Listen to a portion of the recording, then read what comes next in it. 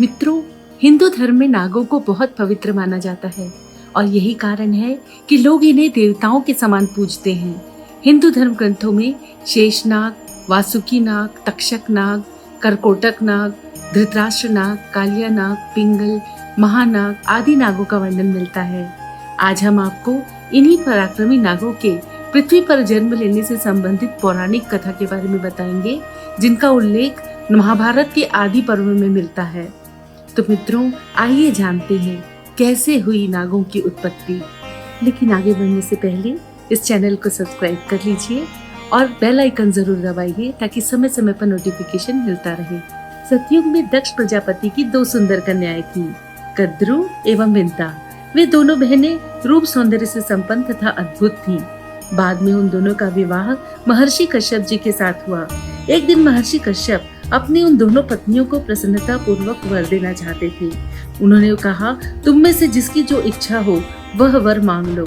महर्षि की बात सुनकर कद्रू ने समान तेजस्वी वाले 1000 नागों को पुत्र रूप में पाने का वर मांगा, जबकि विंता ने बुद्धि, शरीर तथा पराक्रम में कद्रू के पुत्रों से श्रेष्ठ केवल 2 ही पुत्र मांगे।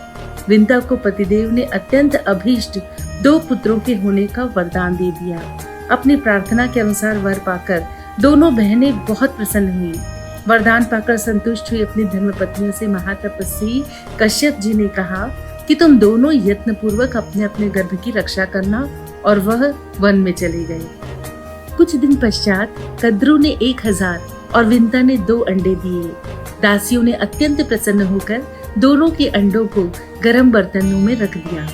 वे अंडे 500 वर्षों तक उन्हीं बर्तनों में पड़े रहे।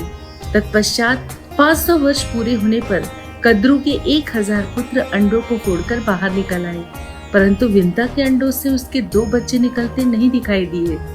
यह देख देवी विंता सौत के सामने लज्जित हो गई।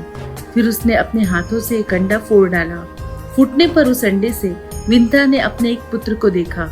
उसके शरीर का ऊपरी भाग पूर्ण रूप से विकसित एवं पुष्ट था, किंतु नीचे का भाग अभी अधूरा था।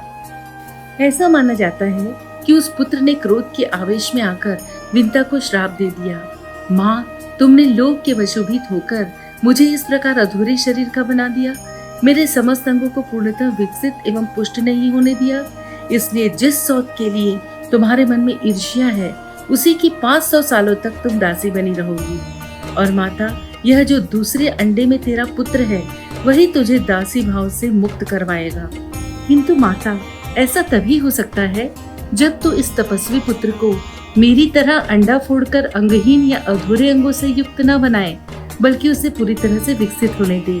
इसलिए अगर तुम अपने इस पुत्र को विशेष बलवान बनवाना चाहती हो, तो 5 वर्ष तक तुझे धैर्य धारण करना पड़ेगा।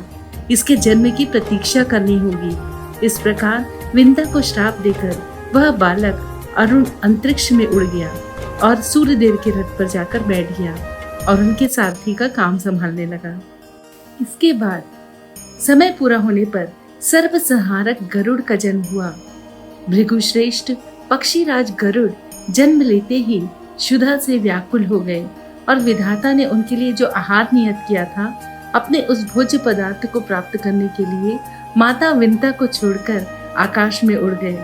उसके बाद देवताओं और असुरों ने मिलकर समुद्र मंथन किया, जिसमें एक उच्चैश्रवा नाम का श्वेत अवर्ण का अश्व उत्पन्न हुआ, जिसे देखकर विंता ने कद्रू से कहा, शुभे, यह अश्वराज श्वेत वर्ण का ही है।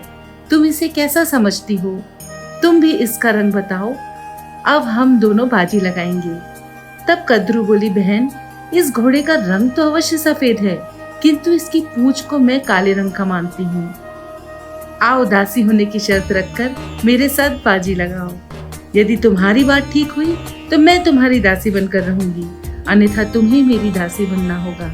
इस प्रकार वे दोनों बहनें आपस में एक दूसरे की दासी होने का शर्त लगाकर अपने अपने घर चली गईं और उन्होंने यह निश्चय किया कि कल आकर घोड़े को देखेंगी। घर आकर कद्रू ने सोचा कि कैसे भी करके वह विंता को अपनी दासी जरूर बनाएगी, और यही सोचकर उसने अपने सहस्त्र पुत्रों को आज्ञा दी कि तुम काले रंग के बाल बनकर शीघ्र घोड़े की पूंछ में लग जाओ, जिससे मुझे दासी न बनना पड़े। उस समय जिन नागों ने उनकी आज्ञा न मानी उन्हें कद्रू ने श्राप दे दिया कि जाओ, पांडव वंशी बुद्धिमान राजर्षि जन्मेजय के सर्प यज्ञ का प्रारंभ होने पर उसमें प्रज्वलित अग्नि तुम्हें जलाकर भस्म कर देगी। इस प्रकार माता कद्रू ने जब नागों को शाप दिया तब करकोटक नाग ने परम प्रसन्नता व्यक्त करते हुए कहा कि माता तुम धैर्य रखो, मैं काले रंग का बाल बनकर उस श्रेष्ठ अश्व के शरीर में प्रविष्ट हो अपने आप को ही उनकी काली पूंछ के रूप में दिखाऊंगा। यह सुनकर कद्रू ने पुत्र से कहा कि बेटा ऐसा ही होना चाहिए। तदंतर जब रात बीती, प्रातः काल हुआ और भगवान सूर्य का उदय हो गया। उस समय कद्रू और विंता दोनों बहनें बड़ी जोश और रोष के साथ दासी होने की बाजी लगाकर उच्च श्रवा नामक अशोक को निकट से देखने के लिए गईं। उसके बाद नागों ने परस्पर विचार करके यह निश्चय किया कि हमें माता की आज्ञा का पालन करना चाहिए।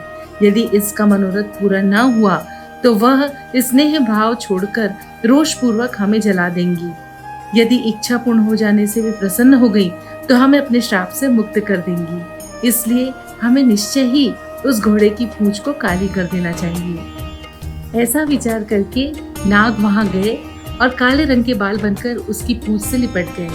उधर इसी बीच बाजी लगाकर आई हुई दोनों सौतें और सगी बहनें पुनः अपनी शर्त को दोहराकर बड़ी प्रसन्नता के साथ समुद्र की दूसरी बार पहुंची। वहां पहुंचकर विंता ने देखा कि उस श्वेत वर्ण घोड़े का पूरा शरीर तो सफेद रंग का है, परंतु उसकी पूंछ काली थी। यह देखकर विंता ने अपनी बहन से कहा, कद्रू मैं तो बाजी हार गई और बाजी की शर्त के अनुसार आज से मैं तुम्हारी दासी हूँ। इतना कहकर फिर दोनों बहनें अपने घर को लौट आईं। कुछ दिन पश्चात विंता के दूसरे पुत्र गरुड़ का जन्म हुआ। वो बहुत ही बलशाली था। उसने अपने पराक्रम से अपनी माता को कद्रू के दासत्व से मुक्त कराया और बाद में विंता का यही पुत्र अपनी तपस्या के बल से भगवान विष्णु का वाहन बना।